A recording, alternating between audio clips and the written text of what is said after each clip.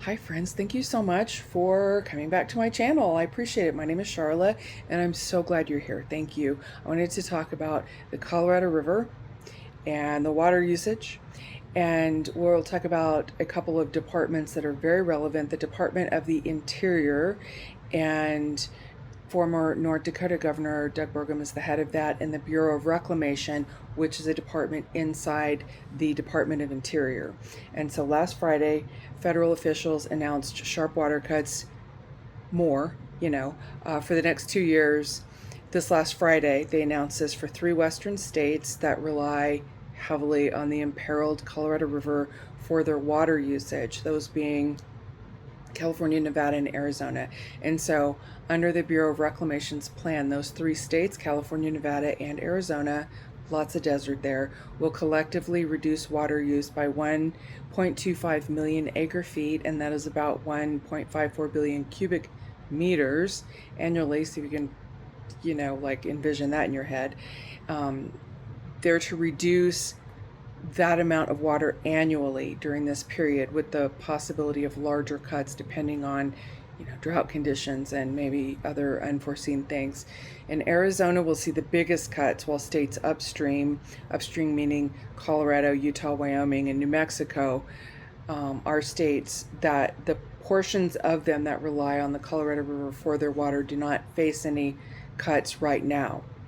And just for perspective, entire states do not rely on this water source. There's a lot of different ways that states get water, but right here, for example, we rely on Rocky Mountain National Park snowpack and the local rivers that are kind of north and east of the Colorado River, generally speaking. And then Reno, Nevada, and the region into California around Tahoe and the Truckee River, they rely on the Tahoe Lake and the Truckee River and the Sierra Nevada snowpack, again, generally speaking. In New Mexico, in addition to using some of the water from the Colorado River, also has the Rio Grande River running north-south right through the center of the state. And those are just 3 examples. And our awesome neighbors in Mexico have 2 northwestern states of Baja, California, and Sonora that rely on the Colorado River, and they will reduce their intake by 250,000 acre feet, about 310 million cubic meters, under a U.S.-Mexico treaty. And so the current rules governing the use of the river's water are set to expire in October, and the 7 states have been unable to reach a consensus on sharing it over the long term.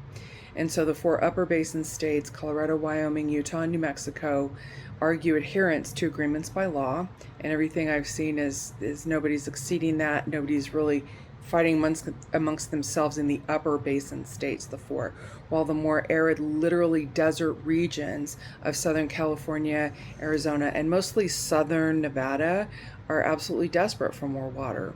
And with California having, such gigantic population, as everybody knows, they tend to get the majority of the water. They need that, and it leaves Arizona with the largest cuts, which also has a large population, and the much smaller population of Nevada. They're upset about it. Obviously, the whole of the southwest of the United States has been in a, roughly 26-year prolonged drought. And last winter saw some of the worst snowpack on record for the Colorado River Basin. And the Sonoran Desert, the Chihuahuan Desert, are in Mexico as well as the southern United States, and they also matter, of course. And so this just adds so much stress to farmers. Obviously, we need the water to grow food. That is so important. Industry that needs water, wildlife, of course, and hydropower producers. We need to have power, we need to have food, we need to grow it, we need that water. And tens of millions of people rely on this waterway, including dozens of Native American tribes, which are not necessarily considered states. They have sovereignty, which is gorgeous, but they also need that water. And in the Mexican states of Baja, California, and Sonora. And then years of overuse combined with the drought and rising temperatures, which are insane this year. Oh my God, there's so much. And it's due to climate change, of course. They've depleted the country's two largest reservoirs, which are both fed by the Colorado River. So Lake Mead recently plummeted to its lowest level since it began filling 9 decades ago. 9 decades. Lake Powell did the same about a week later. So they both reached their lowest peak, rather simultaneously. And this is the lowest water levels like ever since their existence, almost a century ago, 9 decades. Just to reinforce that, the most water usage, the lowest levels, our population has not shrunk. This is dire. And in southern Nevada, the Las Vegas area is seeing slow development of a new airport, of shopping malls, and some public land sales have not progressed because of the water issues. It's reflected in these dire hydrologic problems, and further cuts could slow real estate development, people moving there in metro Las Vegas because of the water usage. And it's not like some people can, you can't rotate, like you use water this week and you use it next week. Everybody needs water. All living things need water to survive, and it all translates to higher water prices, more reliance on groundwater, which we need to drill, I guess, in those places. Certainly we do. And leaving fields unplanted, which is terrible. We need the food, and it will be painful. It will be devastatingly painful. Farmers in Southern California and in the Yuma, Arizona area produce the majority of North America's leafy greens in the winter. I mean, that's where they're grown. It's where it doesn't freeze, and they can grow that. And leafy greens are really delicate. They can't drop below freezing. And so the leafy greens and cyclospora outbreak causing all the horrible butt rockets is a whole other issue. Oh my gosh. And so the agreement about the water usage, especially for the three lower basin states of California, Arizona, and Nevada, had to be decided by the Fed. As I said in the beginning of the video, former North Dakota Governor Doug Burgum, who now heads the Department of the Interior, they need to decide. He, is the lead of it, and then the Department of Interior and Bureau of Reclamation, they have to decide this horrible, difficult issue, because the states were like, I need more, and they all need more, and there's just not enough. Need and not want, need, and there's not enough.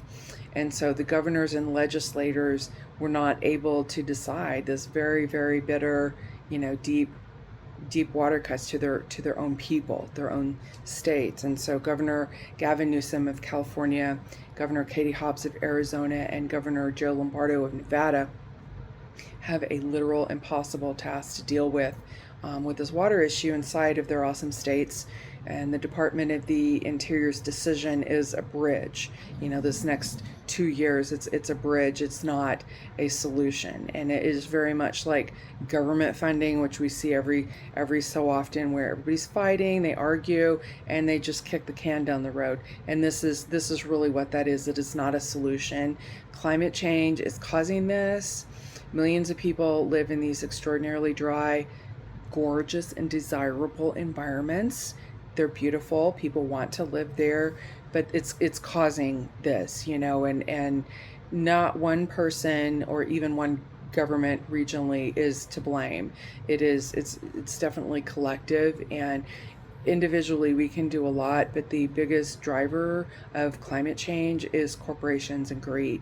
It's pure and simple. It's corporations and greed are causing this. And what is the solution? What's the solution? Okay, so let me know what you think. I really care about that. And thank you again for coming back to my channel. My name's Charlotte, and I hope to see you again really soon. Thank you.